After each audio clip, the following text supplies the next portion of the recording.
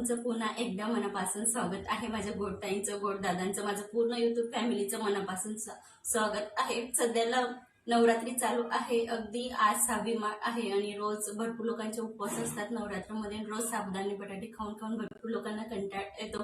आज मी खास तुमच्यासाठी नवीन रेसिपी घेऊन आलेली आहे. अगदी न्यू आहे, याआधी तुम्ही पाहिलेली पण नसेल. चला मग नवीन आलो तर आपण रेसिपीला सुरुवात करूया.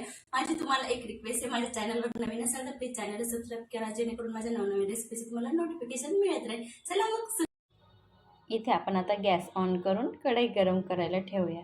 मी इथे 1 वाटी शेंगदाणे घेतलेले आहेत.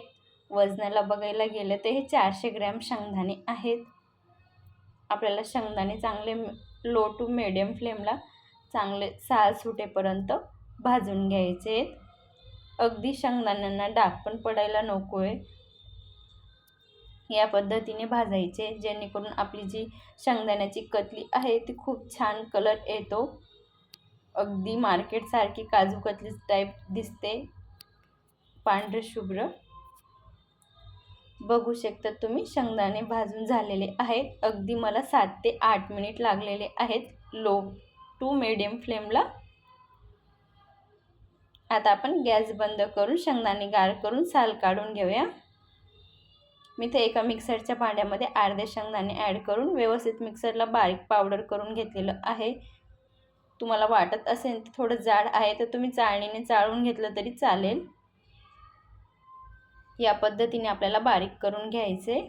आता राहिलेले शेंगदाणे आणि इथं मी 4 ते 5 स्पून मिल्क पावडर घेतलेली आहे.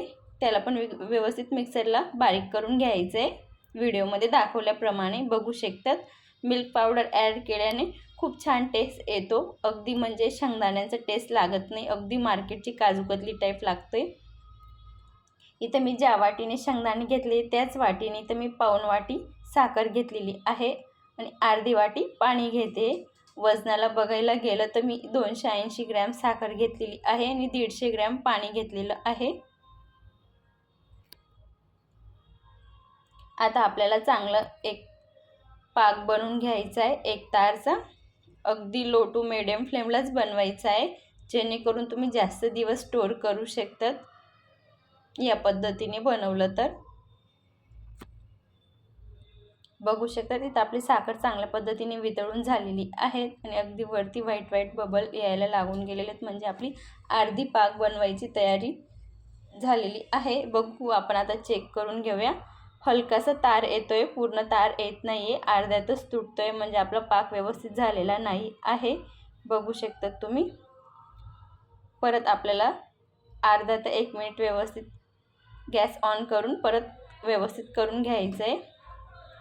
इथं एक तार येऊन गेलेला आहे पाकाला, बघू शकता तुम्ही. आता आपण जे मिक्सरला शेंगदाणे आणि मिल्क पावडरचं पावडर केलेलं होतं ते आता ॲड करून घेऊया.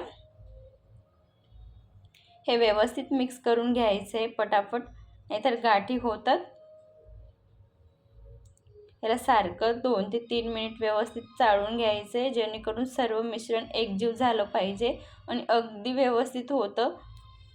जास्त ताकद वगैरे लावायचं काम नाही आहे. बघू शकतात व्यवस्थित झालं की आपोआप कढई सोडायला लागतं आणि एकसारखा गोळा होतो. आता याच्यात आपण 1 स्पून घी ॲड करूया.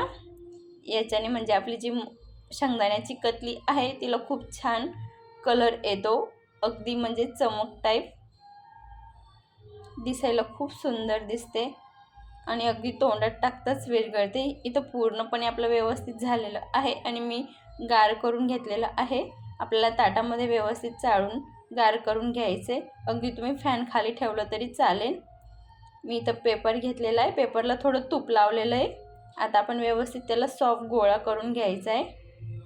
अगदी एकसारखं पाहिजे, त्याच्यात थोडे पण गुंथ वगैरे नको राहायला, म्हणून या पद्धतीने व्यवस्थित आपल्या हाताच्या तळव्याने व्यवस्थित मॅश करून घ्यायचं आहे. बघू शकतात किती सॉफ्ट आणि किती छान झालेला आहे. आधी ताटामधून घेतला होता तेव्हा कोणत्या कलरचा होता आणि आता किती छान कलर पण आलेला आहे. बघू शकता तुम्ही व्हिडिओमध्ये दाखवल्याप्रमाणे. आता आपण लाटण्याने वरून लाटून घ्यायचं आहे. मी पेपरला तूप लावलेलं होतं, सुरुवातीला पण सांगितलं आहे. बघू शकता तुम्ही किती छान पद्धतीने इथं आपण लाटून झालेलं आहे. सर्व साईडला मी एकसारखं लाटून घेतलेलं आहे. म्हणजे कट आहेत ते थोडे फाटत आहेत, ते थोडं मी प्रेस करून व्यवस्थित करून घेतलेले आहेत. पण आपण तरी कट करण्याच्या वेळेस साईडला काढणारच आहोत चारी कोपऱ्यांचं. ते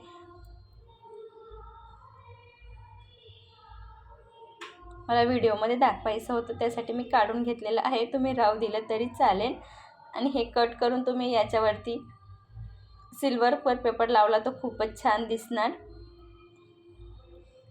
बघू शकतात अगदी आपली मार्केटची काजू कतली टाईप दिसते, आपली मूंगफली कतली. बघू शकतात किती छान आणि एकसारखं टेक्स्चर आलेलं आहे. अगदी तुम्ही मार्केटची काजू कतलीला पण मागे टाकेल ही आपली शेंगदाण्याची कतली. आणि तुम्ही उपवासामध्ये आवर्जून बनवा आणि अगदी 2 ते 3 पीस पण खाल्ले तर दिवसभर तुमच्या शरीराला खूप एनर्जी आणि ऊर्जा मिळेल. अगदी थकावा जाणवणार नाही. खूप छान आणि हेल्दी रेसिपी आहे, नक्की ट्राय करा. व्हिडिओ आवडला असेल तर प्लीज लाईक कमेंट नक्की करा. आणि माझ्या चॅनलवर नवीन असाल तर प्लीज चॅनलला सबस्क्राईब करा. अशा छानशा रेसिपीसोबत भेटूया. तोपर्यंत धन्यवाद.